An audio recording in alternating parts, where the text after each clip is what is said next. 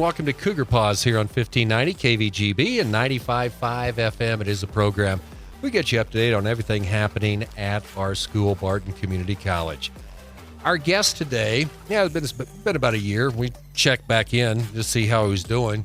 One of our favorite guests on the program. He brings it with his enthusiasm for what he does, and it's Dr. Luis Palacios, Director of Instrumental Music at Barton Community College. Looks like you weathered well, so, everything went all right. Good to have you back in here. Got a little bit more sleep over the summer. That's a first. But I'm back to not having sleep, so it's back to normal.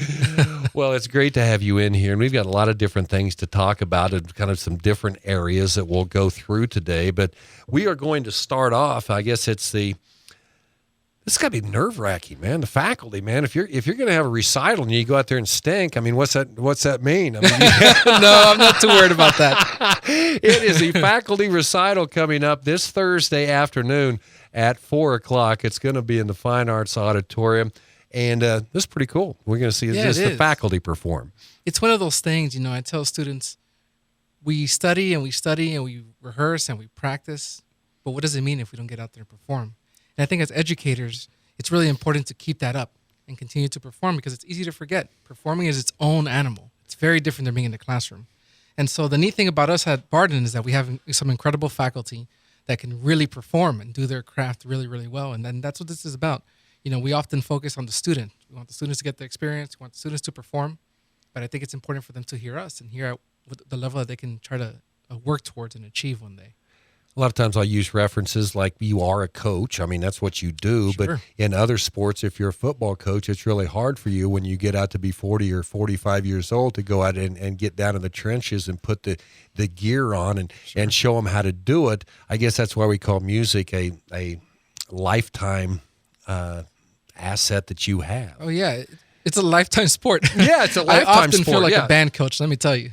It's about the same. You're in their face. You got to practice, get your stuff done. But really, it is neat because we can share this with people for our whole lives. And even if we get to the point, very famous artists that can't perform anymore, they're still involved. They're still listening to music. They're still looking at art. We all see art every day. Just watching TV, that can be very artistic. So I think it's important to know that it's something that's a lifelong pursuit. Whether it's your major, whether it's your concentration or not, it's important to know it's there. So, and you brought up the application of musical instruments. We'll get into the number of instruments that you play, which is always impressive. But if you don't practice, then it's hard to be good. Oh, yeah. And, the idea of being an athlete, we joke about it a little bit, but really, we really are like athletes. Yeah. We have to maintain our bodies. There's a lot of micro muscles we're constantly warming up. We can't just jump into it. We have to take care of ourselves so we can last a long term of that life, So many young athletes just tank out really young in their 30s. Yeah. We're fortunate that if we want to continue that, we really have to maintain that. And part of that is daily practice, keeping up with your sport, with your body, keeping healthy, keeping hydrated. All the same things really apply. But you got to do it all the time because I could go out. I think I could go up the keys on my trumpet maybe twice. My lips would be flubbergubber after that, Oh, so. Yeah. It's serious endurance that you need. Even for a concert like this, as a director there of instrumental music, it's hard to get the time to practice. I was joking on my Facebook. I was practicing at midnight during the week. That's the only time I had. But you realize when you don't play for a while, I spent many, many years touring and performing when I was younger and coming back to it. It takes a little bit to get back into it. The fingers have a little bit of some cobwebs you got to get out of there, get some endurance back in your embouchure, your mouth and all that. It's interesting. So you get over the hill at some point? You can always come back. Okay. It's just get back in shape kind of thing. Well, the faculty recital is going to start off at 4 o'clock. Kind of take me through the program on Thursday. So what's really neat about this is it involves everything. Most of our faculty is performing. There'll be some really interesting vocal stuff. There'll be some very interesting dance things. And in fact, Danica Bialik, our dance instructor, is taking one of her works that she choreographed for a larger work and condensed it a bit. She was talking to me about it, and she'll talk a little bit about it at the performance. It's a promise she made to her father to work on that, so that's kind of neat. Wow. And you can see how much art impacts us personally. We're all involved in that. The piece I'll be working on that features me specifically, it's My One and Only Love. It's a standard jazz ballad, but I'm approaching it from a different perspective. During my doctoral work, there was a saxophone player that I heard very young, Michael Brecker. He's my favorite saxophone player since I was like 12. And so he did a very unique thing is where he would play these a cappella large introductions. Imagine playing a song by yourself.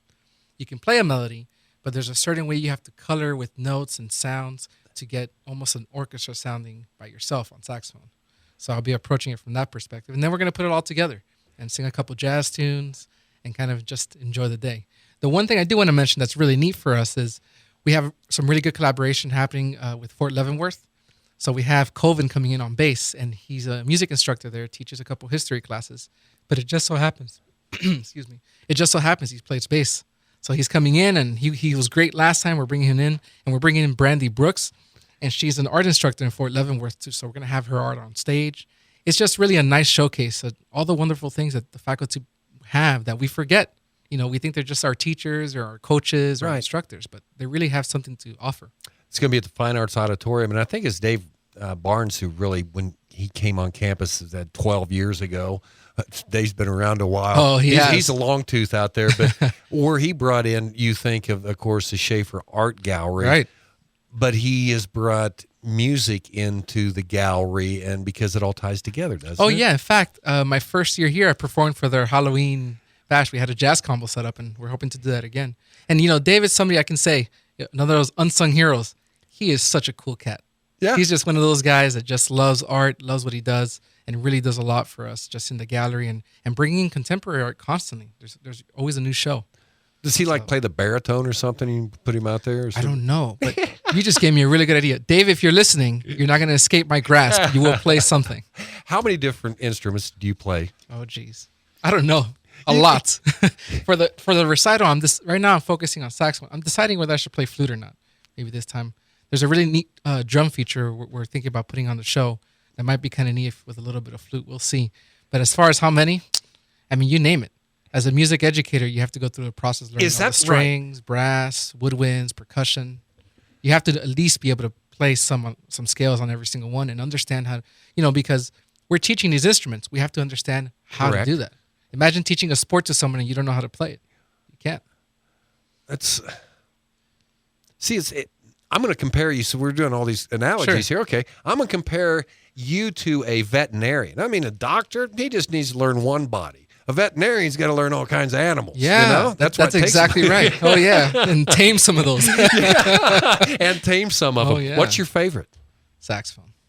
I can say, but which sax? Because I've had music people call, well, that's just not, it's an alto sax. That's okay. It's okay. It's very specific. It's true. There's different saxophones. I think for me personally, it'd have to be the tenor saxophone. If you listen to the radio, that's the most common one. Okay. Just because it has a wide range. You can play high, you can play low, beautiful tone, if you practice. If you practice. If you practice. Dr. Luis Palacios with us, Director of Instrumental Music at Barton Community College. Faculty recital, 4 o'clock this week at the Fine Arts Auditorium. All free to come see. And streaming. And streaming, on Facebook. Wow. Oh, yeah, we're ready. We're 21st century. All right, we've got a lot more to talk to Dr. Palacios about when we come back here on Cougar Pause on 1590 KVGB and 95.5 FM, the talk of the town. Welcome back, Cougar Pause here today on the radio. Steve Webster with you, Dr. Luis Palacios with us today. Okay, you're kind of covering the gamut today because it is very busy right now for you guys. Jump right into it. Oh yeah, there's no waiting around.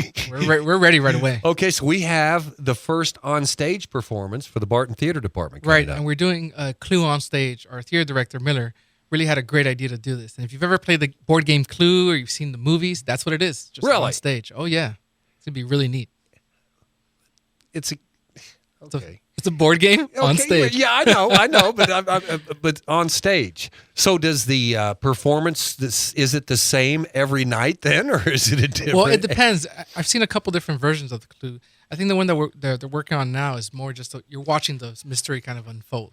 Is what you're watching. There have been some interactive performances of Clue on stage, but I think right now we're trying to just really put something for the audience that's high quality, and we're demonstrating just an interesting, suspenseful time and a little bit of fun. Okay, so you can find out and go to show.bartonccc.com to get more information. I think you can you can get. I think it's shows.barton. Okay, shows. Okay, shows.barton. Okay, and that's going to be taking place October 1st through the 9th. Right. Okay. All right. Different performance times. And the Barton Dance Theater, Danica Bialik, and we'll be having a ballet coming up this Saturday at the Butterfly Festival, Kansas Wetlands Education Center. That is right. And the performance is from 10:15 and at 11. So you can see, and this is one of the really beautiful things about this. There's just so much going on all the time. You have some new faculty out there. We do. We have Dr. Eric Foley. He's our new director of choir activities. And it's really a great thing that we have him on stage. On stage. We will have him on stage eventually. He actually was with us last semester. He directed the community choir, but now we brought him in full time. And I think he was previously before this at Lyons High School. But he has some experience at the college level, so it's nice to come bring him in and just have that position filled. It's been kind of difficult. Before that, we had our Vern Freiberger, kind of a veteran. Oh, yeah, yeah. For a while, helping us cover that position. But it's nice to have somebody there who knows what they're doing and can work with us. You know, there's different departments out there. And, of course, you know, you've got athletics, you got science, whatever. Talk about the relationship you have, because it's like your department, fine arts, and that covers so many different things. There's a pretty good bond, a pretty good group to work with. We work really well together. And you can see that just in the calendar, you know. Yeah. You could imagine over the summer we get together and we have to figure out, 30 different things happening. That wouldn't happen amongst a typical department. But the good thing is we all kind of collaborate. We work together. We say, well, we have this coming up. I have this concert coming up. You have this show. Let's give students some rest time. Let's make sure we can set our rehearsals. And the neat thing about Barton is that so many students are involved in different things. So even with Miller, I work with Miller all the time on saying, okay, well, if you have an actor, we have a band student who's an actor, we'll share them. Maybe one day he's with you for a rehearsal, one day he's with me for a rehearsal. So it's really neat that we have that kind of collaboration. And a lot of that you'll see on stage during the faculty recital because we'll be performing together. And that's just kind of a neat thing that we can do that. Well, you've got to kind of open it up because a lot of these kids aren't maybe music majors or theater majors, but they still want to perform in the fine arts, and that's something that you do and encourage. Oh, yeah. And the really neat thing, again, at Barton, I can tell you from my experience, before here I was teaching at just outside of D.C., and it's very different when you go to large universities. At universities was all the way to a doctorate level, but you saw most of the people involved being music majors. Here we have a very interested community that performs with us and a lot of students who are non-majors. One big reason is because we do offer scholarships, whether you're a music major or not, just for participating, but also because why give it up? If you were in band in high school, if you were in choir, if you were in theater, why not continue that? It's a fun thing to do. You can get to meet new people. And I think it really speaks more to the beautiful things that have to do with art. Anyone can do it. I always say, if you're interested in coming in and learning an instrument, you can, and we can talk a little bit more about that in the next segment. But it's something beautiful to be able to say, doesn't matter what your walk of life is, you can enjoy and participate in art. Well, there's some other things coming up, and we're going to go ahead and let's go ahead and take a break right now, and we'll come back and have our final segment. Dr. Luis Palacio in with us here on the show on KVGB.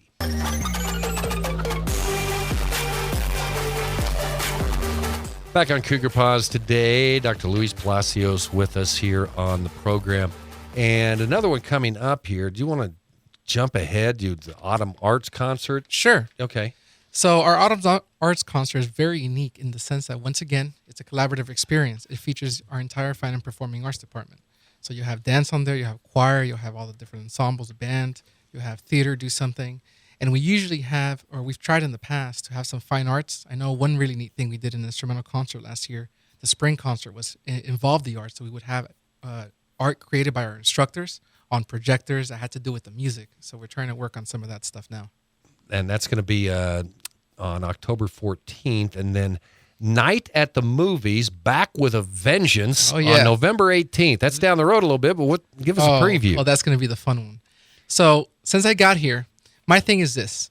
I like giving themes to concerts because I feel like if you're going to go to a concert, you're going to be so nice to give us your time and appreciate us by being there in a live performance. We better make it fun for you. So one of the things I like to do is think about what might the audience want. A couple years ago, we had Night at the Movies, and that was a big hit. It was a completely sold-out event, and all we did was play concert music and different types of music from different movies. And I said, wait a second. There's so much more we didn't cover. So that's going to be a very fun event. We'll have some guests. Last time who did we have? Darth Vader, a T-Rex, Superman. So we have some other friends coming. I've been reaching out. So where do you come up with the movies you want to do? Well, a lot from the community. I just reached out and said, hey, who's interested? Last time I got a lot of emails about Lord of the Rings being missing. And I said to myself, of course, one of the best trilogies ever. So we have Lord of the Rings on there. We'll have The Godfather on there, some beautiful music from that, some Disney music again. One I'm really looking forward to is kind of some spooky movies. Some Dracula will be on there, Dark Shadows. A lot of that Batman will be on there. So we're covering it all. No. Oh, yeah. Okay. I just hear that right now. So a lot of exciting things coming. Is there like a calendar that you can go to on sure. So if GoBarton.com? you go to the Barton Performing Arts, you'll see Okay. our performing calendar, and it'll be on there. And that's simple. You can just Google Barton Performing Arts calendar, and you'll find all the information you need. And that shows .bartonccc.edu or .com has all our information. Okay, that's fantastic. Okay, tell me about Applied Lessons. And this is a program for not only high school students, but senior citizens as well, Luis. Right. So one of the things that I was kind of hinting at before is that everyone can do music. You don't have to have played in band before. If you want to pick something up, I mean, I'll give you something to hit, Scott, even you. But the neat thing is we do have a program. If you're a high school student or if you're 16 and over or younger with a gifted IEP program, you get free lessons at the college for college credit. So whether you're studying music or not, that credit can transfer to another institution or Barton itself and count towards your humanities or your electives. And if you're a senior citizen, we also offer some discounts for that.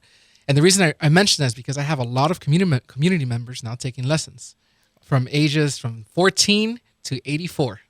And some of them are learning instruments for the first time off their bucket list. Some of them are coming back to after 12, 13 years of not performing to get back into it. And then what we do is we work on learning the instrument, a little bit of theory, and we eventually gravitate them towards a band and performing with us. What do you mean by theory?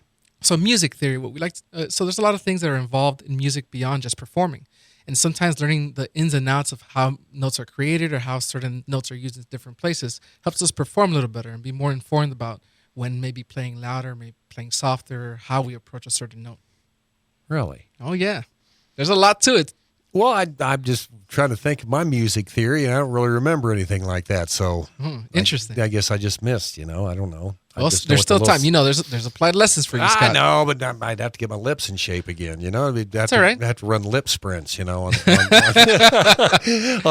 the so if people are interested in that, what do they need to do? They can just reach out to me at my email is palaciosl@bartonccc.edu. It's just my last name and L for Luis.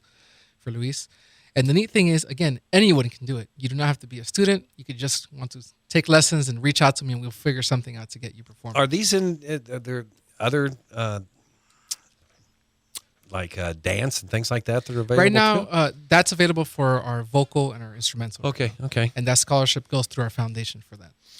And people want to perform from the pub. There's a lot of things especially in theater. There's people from the community participate in. Is there opportunities like that? Oh, sure. So we do have our concert band is community focused. So I'll have a lot of high school students come into that, and some of our members who have been there for 12, 13 years performing in those ensembles. So of course, if you play an instrument or you have an inclination, just reach out to me and we'll put you somewhere. Okay. Same thing if you sing. We don't have our community choir every year, but every other year we have a community choir that includes anyone who kind of wants to reach out and sing. It's really it's different in a way because you do so much outreach in the community. It's not just you're dealing with students. Oh yeah, and that's one of the neat things about this position. When I first got here, I realized right away how important the community was. And again, in the larger institutions, you don't necessarily get that. You have your focused group of students, your music majors, and that's kind of where you put your walls up. And that's just not as fun. It's nice here to get out to the community, have these events where we can talk to them, we can get feedback. I can't tell you dozens and dozens of emails I get after every concert telling me how much they loved it. I remember in the last movie concert, we played Over the Rainbow, which, I'm not from Kansas, so that blew my mind that I was playing that in Kansas. And I received emails saying that they were crying because they remember seeing the Wizard of Oz movie as children. And that's beautiful. That kind of community interaction that we have here is very unique. Dr. Luis Palacios with us here. You just have such a passion for music and instrumental. Where did that start? I don't know. Since I was very young. I'm not even extremely special in any way. I was in middle school. I saw a saxophone. I said, I want to blow into that one.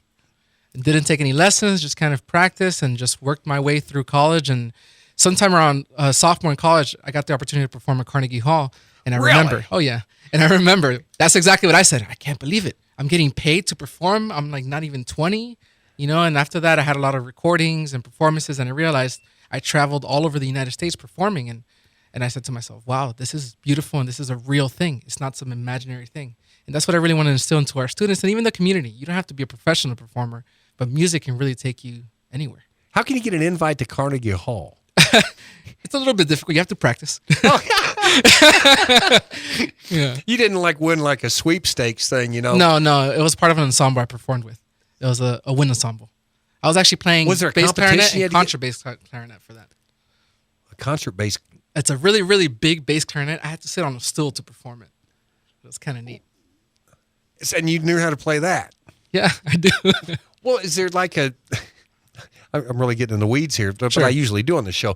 So are there consistent things throughout different instruments that some stay the same and then some are different? It depends. So sometimes in woodwinds, which are anything that has a reed like saxophone, clarinet, flutes, some of the fingerings are similar, and depending on where you are in the range, how high or low, they change a bit. The embouchure, the way your mouth touches the mouthpiece, is similar on different saxophones and clarinet, but each one is a little bit different.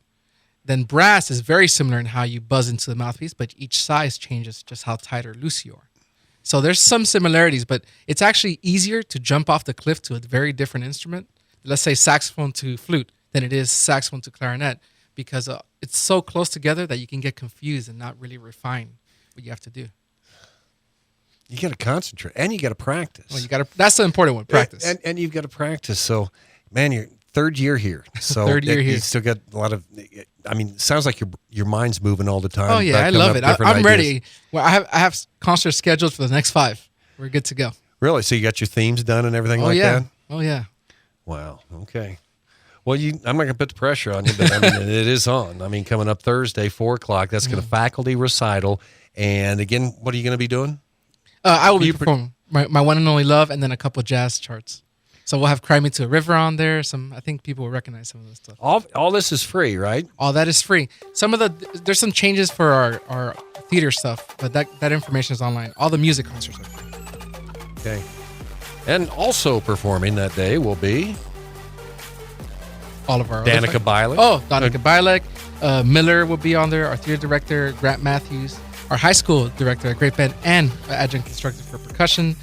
Jessica Perez, our vocal instructor. Carol Erickson on keyboard. Hovind and Brandy from Fort Leavenworth. Fantastic.